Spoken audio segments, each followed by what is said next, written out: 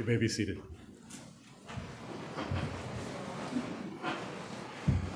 It is my pleasure to welcome you to this service of celebration. As a service of celebration, we encourage you to sing even if you don't think you can. Join in the songs. Also, before we begin our service, do take a moment to silence any devices so that no one else is disturbed during the service. We have a number of speakers lined up to give stories, tell memories, and then there will be an opportunity for anyone from the congregation who wishes to say something. That there are so many speakers, we do ask you to be mindful of that and to keep your remarks as concise as you can. Otherwise, you'll miss the luncheon, which is to follow our service. At the conclusion of the service, the clergy and I will lead the family downstairs, and then you all can follow and go through the receiving line to greet everyone. And then, of course, you're invited to stay for the luncheon after the service. I'm sharing this service with two co-celebrants. Claire North is here. She's a friend of the family. I believe did a wedding for a family member. A couple of them.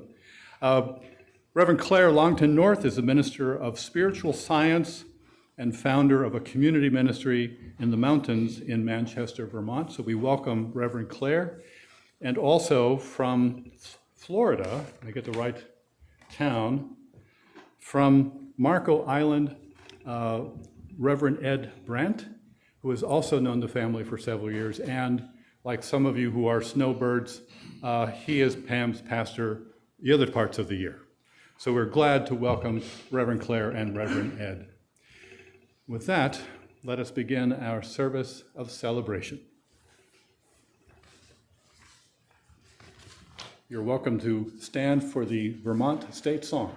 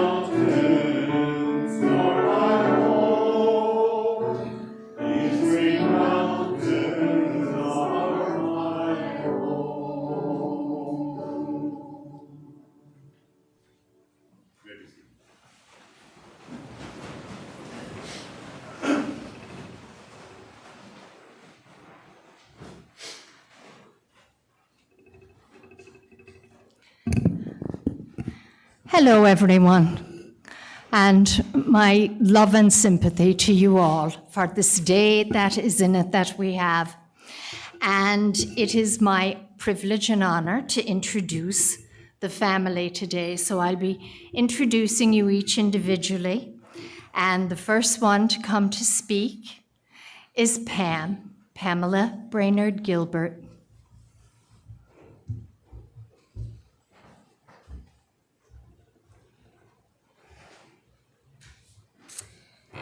First, I want to welcome everyone, and I have very special thank yous. Thank you to Reverend Mark, Reverend Claire, and Reverend Ed for being a part of the stories that are going to be told today. I also want to thank a very special kind of a cousin, Holly Gilbert, who without her, wouldn't be kind of where I am today. And also Mike Harrington down at Express Copy. I spent hours with this man, and he was fantastic. And my children and my grandchildren who are here today, I thank them for being here. And so we're celebrating art.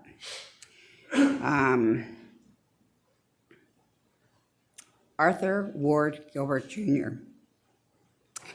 my husband of late, and we're going to tell stories. And stories have a beginning and they have an end. I am not working with that man. He doesn't smile. No, absolutely not. Terry Tyler. You want to get that book done? Art Gilbert. Oh my God, no. Ugh, no. I went home and I said, my gosh, I signed up to do this Dorset walk and drive guide tour book. Oh, there's nothing to it. There are pictures and all kinds of things written. And I'd go to the board meetings. I was on the board. Lay it out. Hey, George, how was that golf game? What? I'd sit down and Terry Tyler. Want that book done? Art Gilbert. Art would come to the meetings. He wasn't on the board prior to being, he was on the board. He was the president, he was the curator, he was the treasurer. You name it, he was on it. But he'd come and he'd sit in the corner with his arms crossed, and he never smiled. I was on the board the first year, second year, the third year, when I decided, oh yeah, I can do this book. I never met him. I said, he doesn't smile, I'm not meeting him. I am best friends with his cousin Jim and wife Peggy. They never talked about him, and they never talked about Walt. So I knew nothing about either one of them. So finally, I'm like home. I'm like, make the phone call. Okay. Art, certainly. Okay, sure. So anyway, I'd not knowing anything again about him, I knew where he lived, so I took papers up, and I'm like, and this, that, and thank you very much, and I left, expecting him to do whatever it was that I was giving the pointing to. Boom, boom. Well, the next time I went back, then I found out that he had been married, or he was married, and the wife was in hospice, and I went, oh, my Lord, okay. So I still dropped things off. But then I had a trip to Uganda, and I'm gone for a month. So I come back, wife has passed, and I said, now we got to get in the car. Oh, God, get in the car. So we drive around, because you can't have everything in the walk and drive tour guide. So I'd look at a picture, I said, I don't like that picture. Well, what's wrong with that picture? I said, well, I don't like it, and I'm a fairly good photographer. So I get out, boom, boom, and did this a few times on the drive too. And so we proceeded, and we get to the end. The book wins a state award. And who do I find out took those pictures? Arthur Ward Gilbert Jr. And did he ever say a word? Nothing. Nothing. So the end of the story is, though, I have been looking for you all my life. And Art, honorable, many facets of his life, trustworthy, sense of humor, kind, trustworthy, fit as a fiddle. I can handle that. That was after I said, now look, I figured out the proposal. I had to read his mind, he never really actually came out and said, will you marry me? No. I think that's a good idea. What's a good idea? I just think it's a good idea. I thought, my God. And we're up in Montreblanc, at this bed and breakfast. We'd been the first go-round. And I went, oh, wait, is he proposing? Is this his way of proposing? Yeah, sure enough, that's what it was. So I said, okay, Art, now look, I have 3 children, I have 4 grandchildren. I can handle that. I said, okay, well, I knew I'd be moving into his house. I said, well, what about this house and the grounds? Well, if he had said, now, This has to stay here and this over here, and you can't move that, and you can have a couple of bushes. I would have said, Art, it's best if we're just friends. This is not gonna work. He said, Pam, there's nothing sacred here. Do whatever you want. And whatever you want, I heard for 23 years. I never heard him yell, other than Art and Dan had given us a kitten to foster, and he saw a fox and the cat's outside, and all of a sudden I heard this bloom. I said, my God, what's going on? You know, it flies out the door, the fox disappears, and the cat goes up the tree. Nor did I ever hear any unsavory language. A gentleman, perfect. Everybody loved him. So we're celebrating. We're going to tell some really good stories. And I could keep you here, I'm telling you, for a long time, but I'm not going to do that. So I'm going to conclude because other people have something to say. And that's that.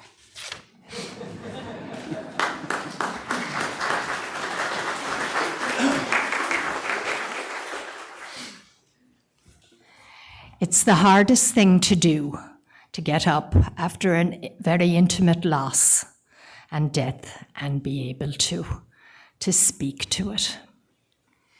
So everyone give love, give support. We take our time, we pause. If there are tears, we breathe. And next is Art's brother, Walt Gilbert. Walt, please come up.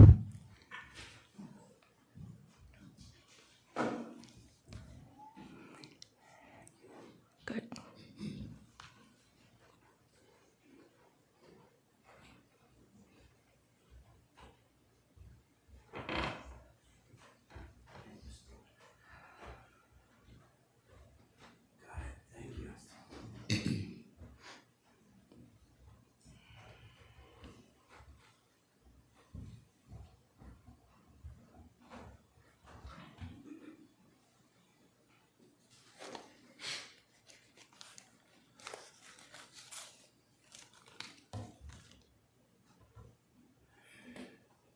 Thanks to all of you for coming.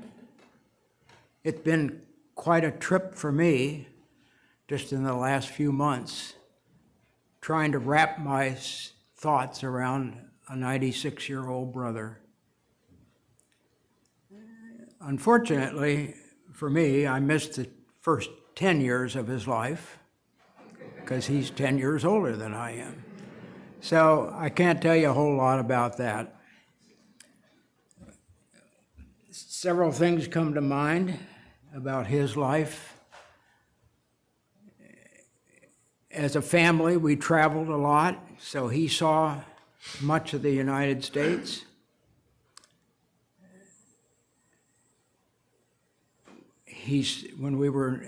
When he was in high school, he had a friend, had a family ranch in Texas, so he spent a couple of summers on a working ranch in Texas.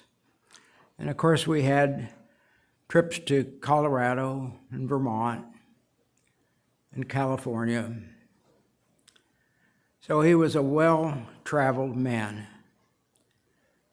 And then he got drafted, went off to Korea, and that opened a whole new world for him. He came back to this country and went back to work with Standard Oil. And in that job, he again traveled, but this time throughout the world.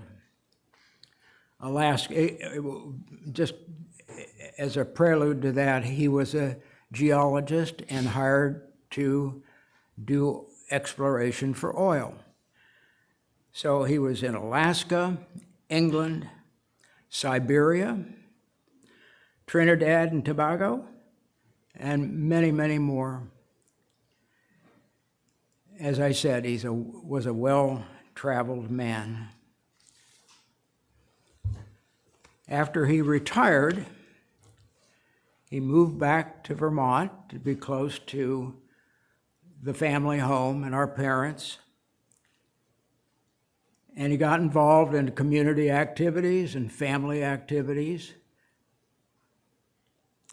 much of that was spent simply checking in on our parents who lived next door to where he built his house in Dorset. And he did that almost daily. He was dedicated to making sure that they were okay, had what they needed, and had a visit from their eldest son. And he also visited a lot of other family members who lived in Dorset: Jim and Peggy, Betty, Dorothy, Aunt Dot, and many others. He got involved in a variety of community activities, such as Meals on Wheels, and that spread his awareness of others in the community and people that he would learn to know. And of course, he was very active in the Dorset Historical Society. He pitched his life right into that, researching, following up on leads, learning about not only Dorset, but industry here, the involvement of our family in Dorset. So he really was quite active in all of that. But a little story for you.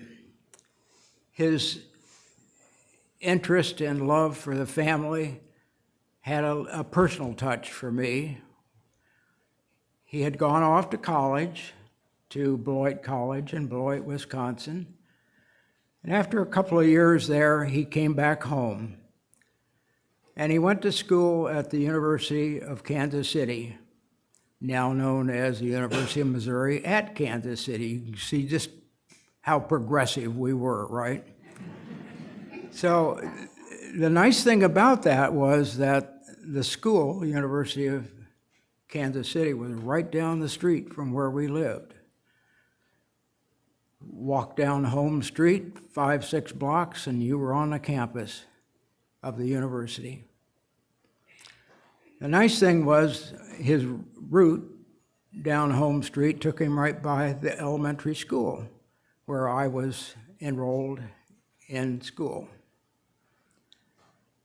So for a couple of years anyway, we would see each other, he walking home after class, me riding my bike to home for lunch or after school or whatever it might be.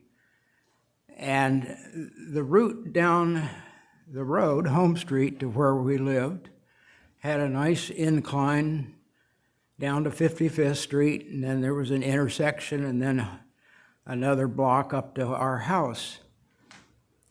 And there wasn't a whole lot of traffic on 55th Street, but I was inclined to kind of let it rip. And I came flying down that hill one day when he happened to be walking by. And idiot that I was, I didn't slow down or stop. I just kept roaring across the street. And I got home before he did, but he wasn't far behind me. And then he let me know what a dumb thing that was to do, how dangerous it was. And I never did that again. And from then on, it put a whole new perspective in my mind about the dangers of life and how to be careful, watching out not only for ourselves, but for others too.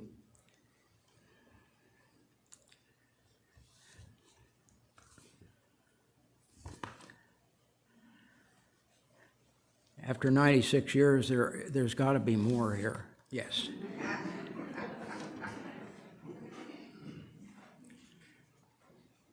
When he settled in Dorset, he got involved in a lot of things, but just to summarize what art was about, he was very energetic, but at the same time, he was often quite reserved, quiet, thoughtful, and also helpful. But he was also unassuming in what he did, and his accomplishments, his involvement in the community. He loved the outdoors, and hiking from when we were youngsters was always a big deal. And I think that was in the genes.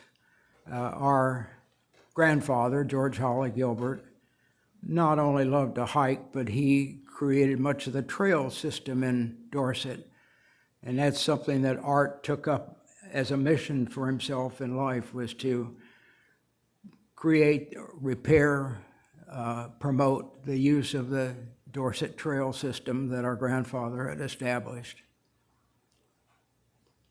At the same time, Art was very interested in developing his own piece of property on the West Road,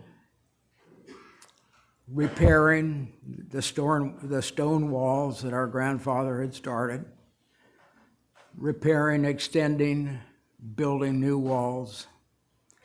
He just couldn't stop. He just got going and just going and going and going, like the Energizer Bunny. There were also a lot of apple trees on his piece of property. Again, many of them were old, but he took a real interest in learning about them, taking care of them, harvesting the apples, and a good thing for us was the sharing of those apples with us next door.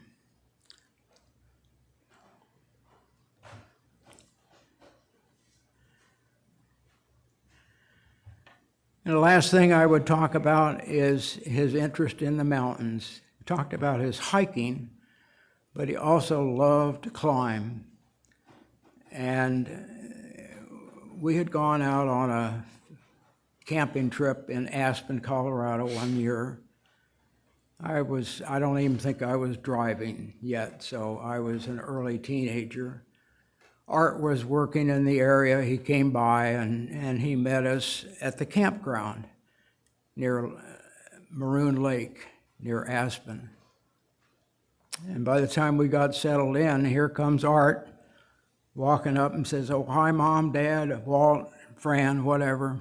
Turns out he had just climbed a 14,000-foot peak there on his own. Not the brightest thing to do in the world, because that rock and the Aspen area is a little rotten. But he was very proud of having climbed one of the 14,000-foot peaks in that area. And our mother was very relieved when he showed up. He did climb it alone, but he encountered a couple of other climbers there, and they gave him some pointers on the best way to get back up or up and then back down. So it all worked out okay. In the latter years, let's say the last 3 or 4 or 5 months, he and I both began reflecting on climbing activities that we had done. I had also been out, and I went to school in Colorado, so I had exposure to some of those mountains. I'm not sure exactly what the count is, but at one time it was 52 of the peaks in Colorado that were 14,000 feet or more, known as the 14ers. And when we got to talking about it and sharing experiences, turns out that he had climbed 10 of those peaks. A couple of times, or for one of the mountains, he did 2 climbs on it. I only climbed 5 of them. But one of those I climbed twice also. Peter knows about that mountain.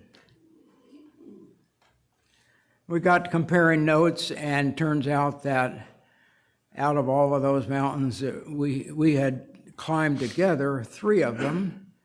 And there were 2 or 3 others that we also had climbed, just not together. So that was a special time for me, being able to share experience and activities with my brother Art. And all of that time when I was back in Dorset and he was next door gave us a lot more time together. It was an opportunity to build a good bond, brotherly bond between the two of us. And I was so fortunate to have a special brother like Art. Thank you.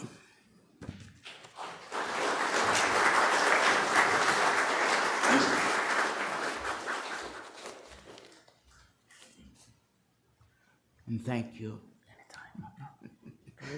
Get on my left side if you would. Left side. There you go.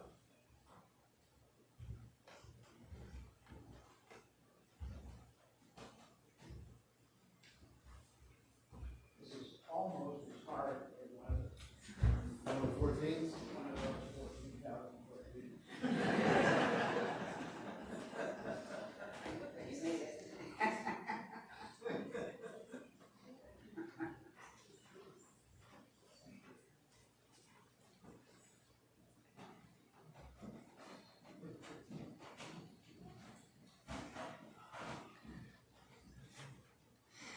Thank you, Walt. Next up, Pam's son, David Nolan. David, you're very welcome. Hello, everybody. My name is David Nolan. I'm Pam's son. I had the privilege to know Art for the 23 years that they were together. Art truly was a special person. I don't think I've ever met a man as kind and sweet and loving than Art in my entire life. I was down there in December, and my mother, loves for me to tell this story, but my mother and Kathleen were going to go somewhere, and Kathleen had been telling me about the bike rides that Art and her were going on. And I was like, I said, hey, Art, let's go for a bike ride. And he's like, absolutely. So he had to get the bike off the wall, and his bike was already set up, and he's like, well, I got to put some air in your tires. And I was like, oh, okay, let me help you. And we were doing that. And he went inside to do something. So I reached over and I touched his tires. And so I was like, oh, he needs a little air. So I put some air in his tires, and he came out, and I'm getting ready or doing something. He's already on the bike. And I get out and I looked, and I'm like, where the hell is he? I literally went out to the street, and I looked down, and and there was somebody way down the street, and I was like, oh my God, that's Art.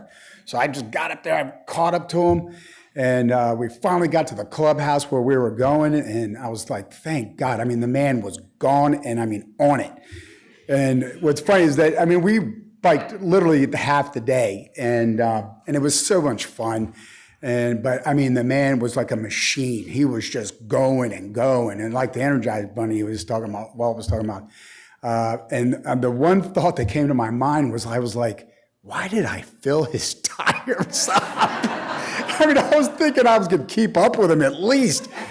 But he's truly going to be missed, and no question, we loved him very, very much. Thank you.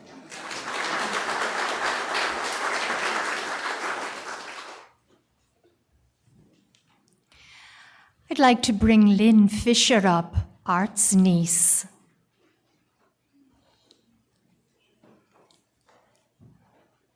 You're very welcome, Lynn.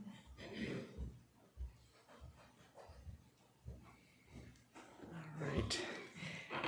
Well, as one of Art and Walt's nieces, I have always thought that uncles and aunts are terrifically important people in a person's life because they show you different ways of being an adult, different ways of being in the world. And I've thought about that way since I was a child.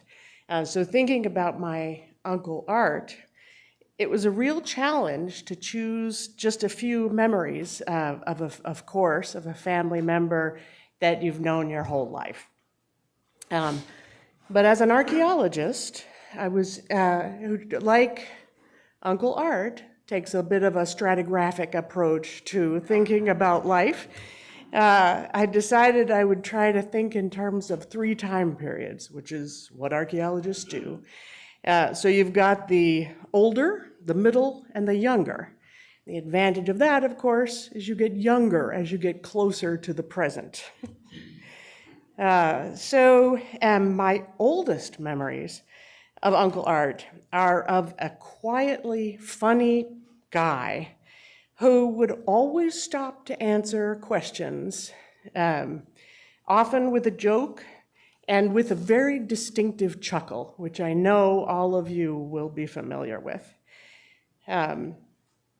The middle period of my Uncle Art memories come from my teenage and young adult years when my sisters and I often visited with our mother in Dorset for Christmas. And Uncle Art, as I'm sure you know, was a real daredevil and an absolute shark in Scrabble, ping pong, and croquet.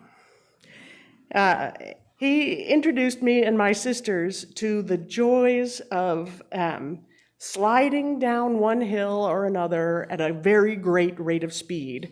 It's kind of the opposite of what Walt was telling us. I guess we learned to stop at the bottom, right? Either on a scree slope or a jack jumper. And those are great memories for all of us, I think. I personally was never the most coordinated person, but I think we all learned from that particular uncle a little bit about being bold in the world, which is a valuable lesson, right?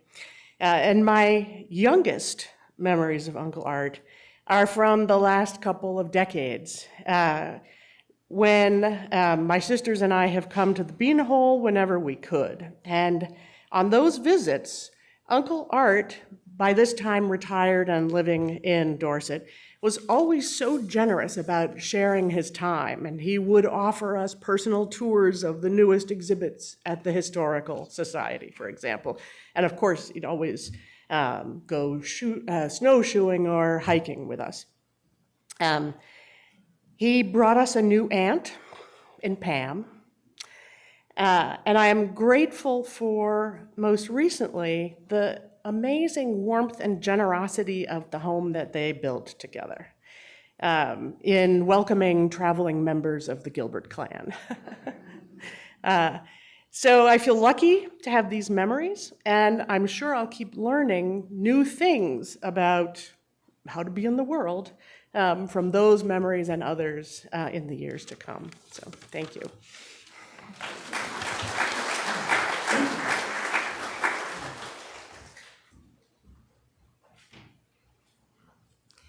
Thank you, Lynn.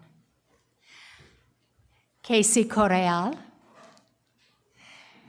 Pam's grandson, and also Art's grandson, very beloved.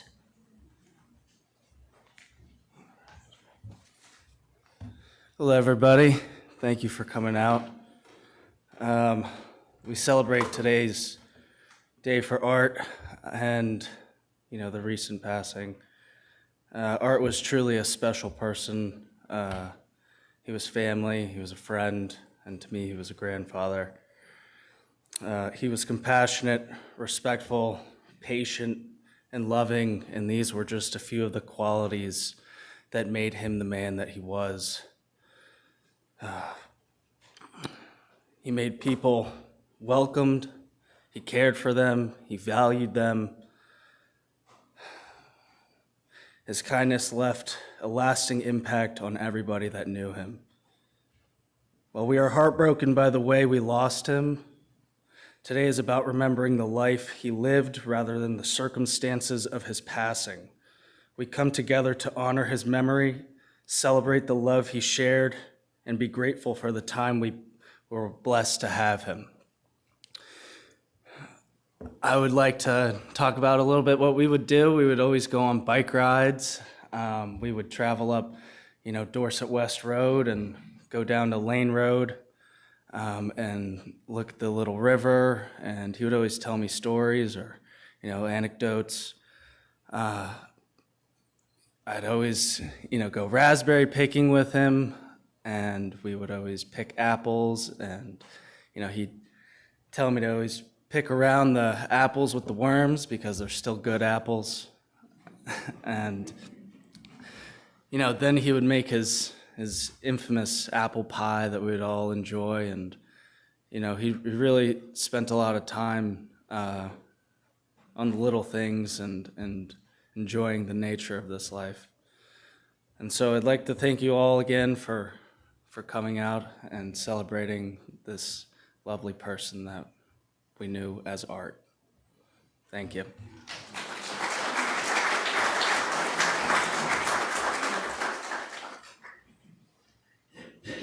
Casey, thank you. Next, Cindy Fisher, another niece of Art's.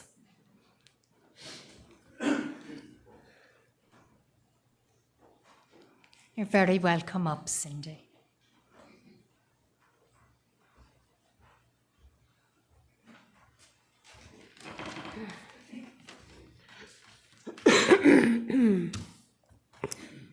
Hello.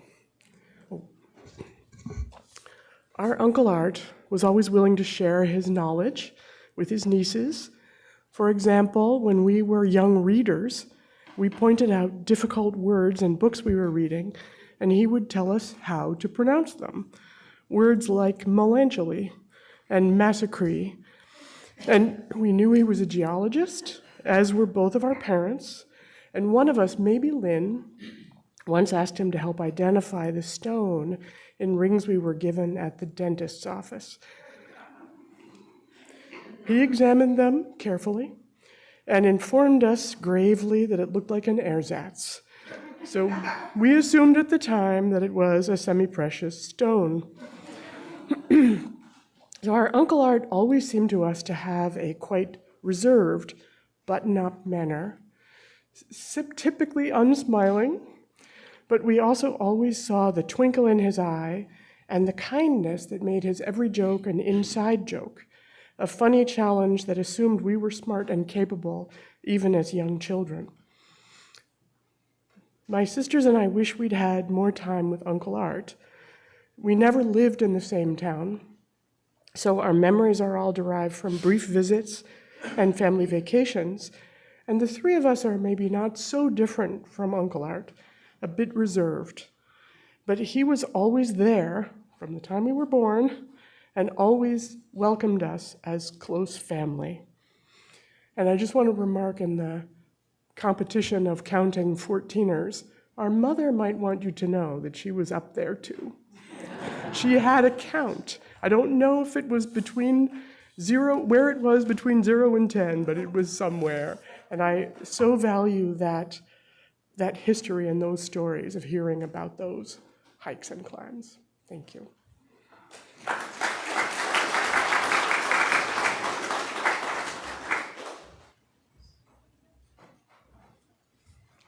Thank you, Cindy. Next, E.J. Alahuzos, Pam's grandson, Art's grandson, and beloved by him. Hello, everybody. So it's kind of hard for me to think about exactly what I wanted to talk about and who Art is, because a man like this is hard to put into words. The fact that we were able to be so welcomed into his family and be so welcomed into his life was pretty amazing. It never really missed a beat when we were introduced to him to the last time that we got to see him.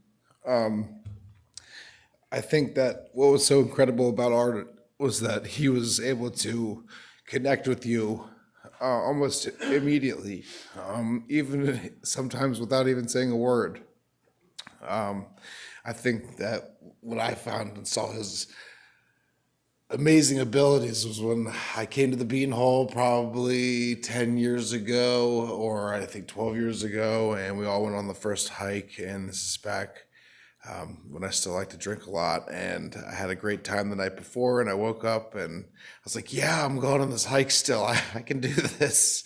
And we all get there, and I think I started off really well and stopped at a log where I found myself half dying. And of course, Art finds his way right past me, and it's like, hey, how's everything doing? You doing all right? You doing okay? And I'm looking at my, friend at the time, and I'm like, what? Did he just pass me? Like, hold on, I can't do this. This isn't going on right now.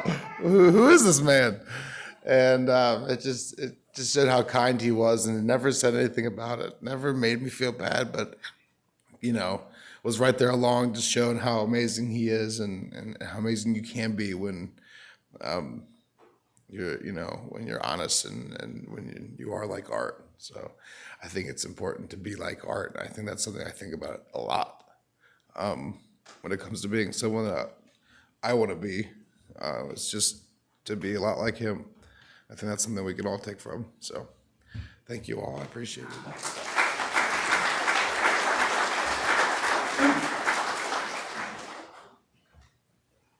Thank you, E.J. Peter Gilbert is next, Art's cousin. Thank you, Peter. You're very welcome.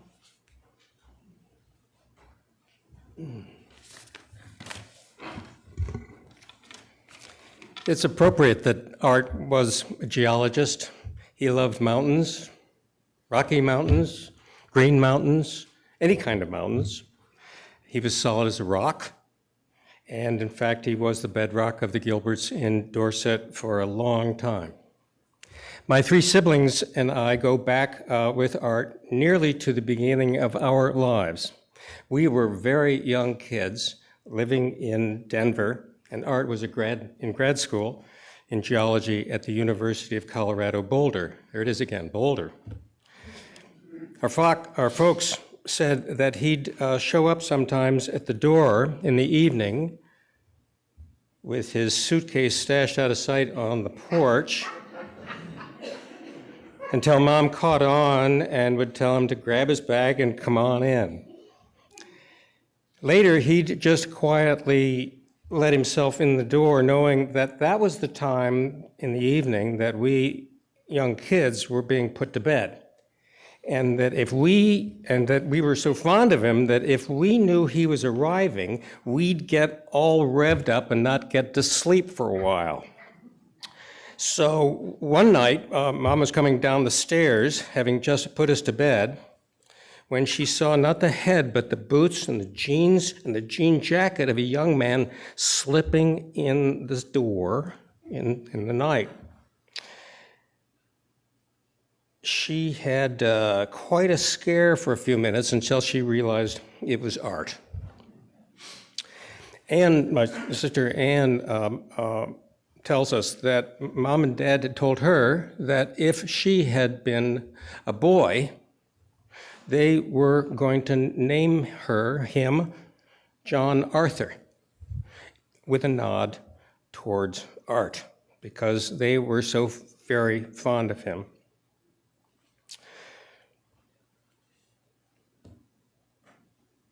My favorite memory of Art is more recent, just 2 years ago. That of him dancing up a storm in his seersucker suit at the wedding reception in Dorset of our daughter Carolyn and her husband Hugh. I won't say that Art had the moves like Jagger, but he was fantastic. To live that long, to do so much, to be so beloved and so respected, and to have so much fun. That's pretty great.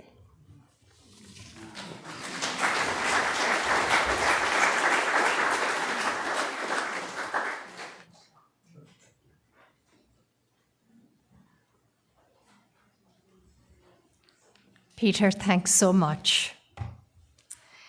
And now we're going to have a musical interlude, and it's the song You'll Never Walk Alone. So please raise your voices, stand if you would like, That's always a good idea when you're singing.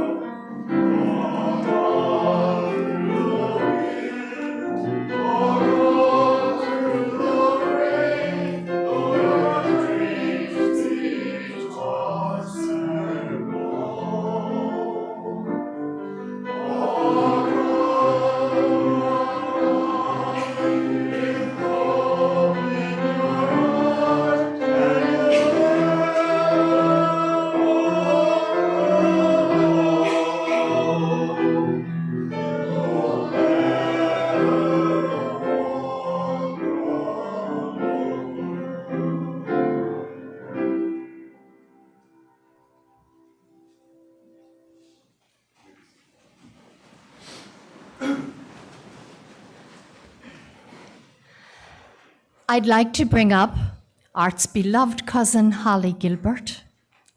And Holly is going to be reading the poem, Mount Aeolus, by George H. Gilbert, Sr. Please come up, Holly. You're very welcome.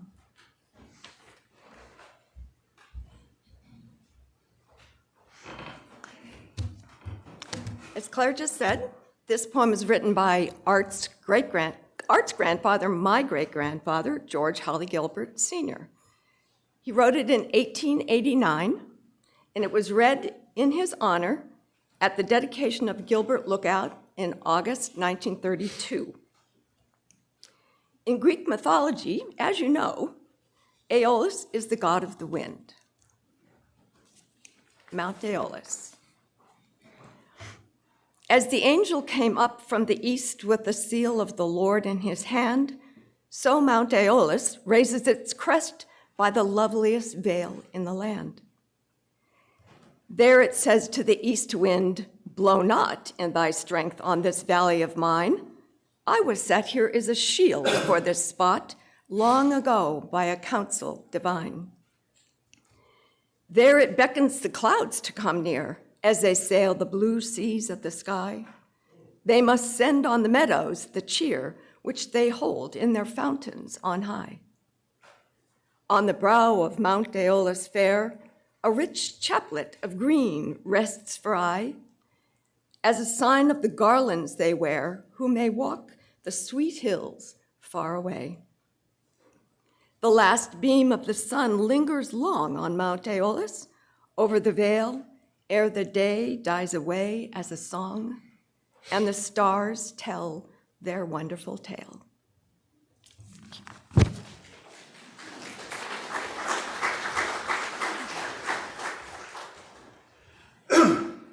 Well, grace and peace to you. My name is Ed Brand from sunny, humid Florida, here in humid Vermont. So we have that.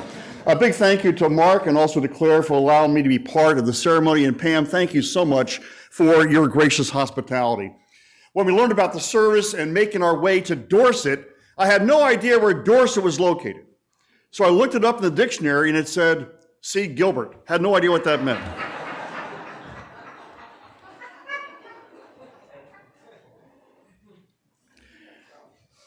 Pam, you said three words that really speak to Art's love and care and knowing what's important in life. And these are three words that I think spouses need to internalize in the relationship. It's like whatever you want. It shows kindness, patience. It shows a deep love. It also shows a willingness to realize that some of the things that we get all wrapped around the axle with, that's a Lancaster County term, by the way, they're not that important. But whatever you want, What a loving phrase to say. I met Art at, of all places, a funeral reception. And there we met you, and you met Jane, and introduced Art to our monthly Scotch meetings at my home. It was our second exercise of communion, which was a little bit more intoxicating than Sunday mornings. But what I found in Art was this calm, placid exterior with raging waters underneath that of thought, of analysis, of how he thinks. And so what we learn from all of this, especially the way Art was taken, is that time is the most important thing. And love whatever you want.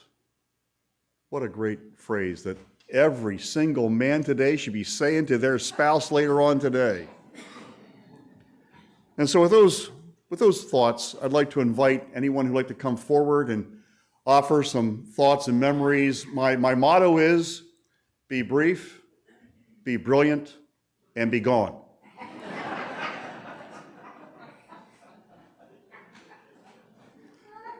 So if you'd like to say a couple words or share a story, please come here to the lectern, and you're more than welcome to.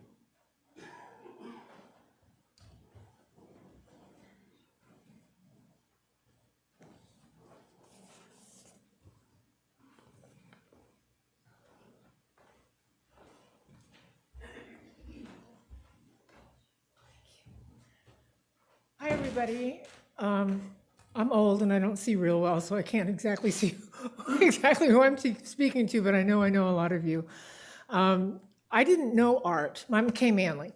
And I didn't know Art before Pam. So it's never been Art. It's always been Pam and Art. What a couple. I have this picture in my mind that I remember thinking when I first met them of Art as this sort of smiling, very quiet scarecrow that watched over things. And he was circled constantly by a whirling dervish, just constantly. And he just took it.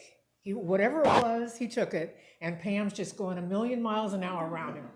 Wham, wham, wham. And my first experience I had met Art at the Historical Society. My family was one of the 5 founding families in Dorset, so we had a lot to talk about. And Pam was in the process of trying to put together this marble exhibit. And somehow, I was on the board, somehow I agreed to do it with her without having met her.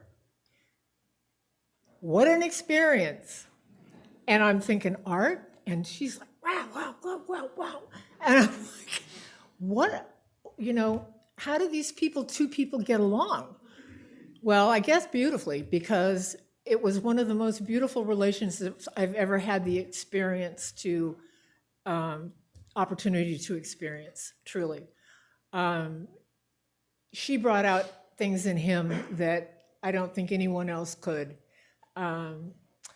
He was the most special person. I swear, he just was a special guy, and I loved him deeply. And one of the funniest memories that I have was at his 70th birthday party that we had at my house? Was it 70th? His 70th? Well, we had 70, then we had 80. But the party at my house, the one that we had later on, I think it was his 70th birthday party. And it was a surprise. And Pam had come in and spent, 3 days rearranging my house, getting ready for this party, which was a surprise to Art. And what he did know was that we were going to be going up to the barn for dinner. So we all went up to the barn for dinner. We had a great dinner. We put Art in the car and then said, Art, we have a surprise, so we're going to blindfold you. And he said, what? Blindfold? I don't think so. Well, we blindfolded him. He rode back in the car, stiff as a board. We get to my house and we open the door, and this is This is a perfect example of the whirling dervish and the, slow guy. He steps out and then he steps back in the car like he's not going to go. And Pam's like, Art, come on, we've got to go. This is a surprise for you. So one foot goes down the pathway to my front door, the other foot steps back. Art, we've got to go. Okay.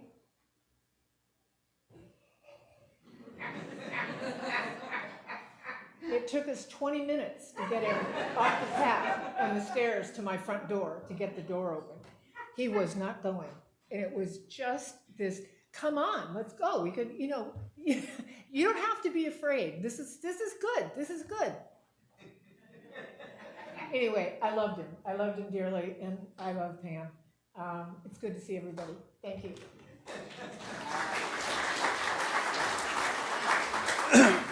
Would anyone else like to come forward and say a couple words?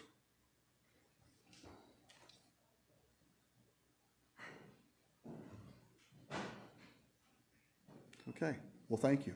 There'll be a time in the fellowship hour to share and catch up as well.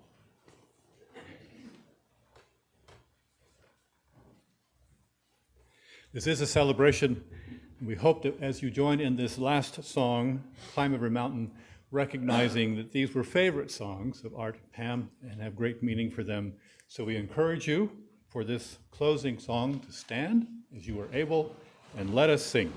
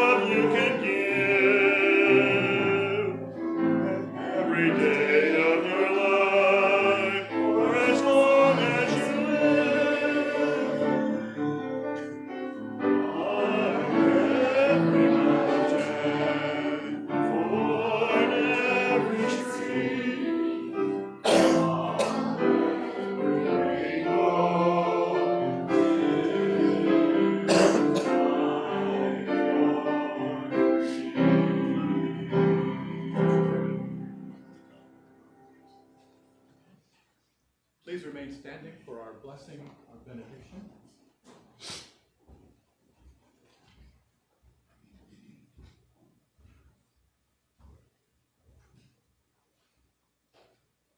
All right, everyone. I'm glad you're standing. I'm glad you're all here with us. And we're going to do a call and response for this. So each of us on our turn up here will say a line, and you will call it out after us. Love is our path. Love is our path. We lead with peace. We lead with peace. We choose forgiveness. We choose forgiveness. Compassion lives in us. Compassion lives in us. Our hearts offer welcome. Our hearts offer welcome. We grow in kindness. We grow in kindness. Our hands give blessings. Our hands give blessings. We give and receive comfort. We give and receive comfort. We take care of each other. We take care of each other. I invite you to come downstairs. You can go through this door, and there are stairs and elevators that way, or back that way. There are stairs to the vestry where the lunch has been prepared, an opportunity for you to greet the family, spend a moment with them, share more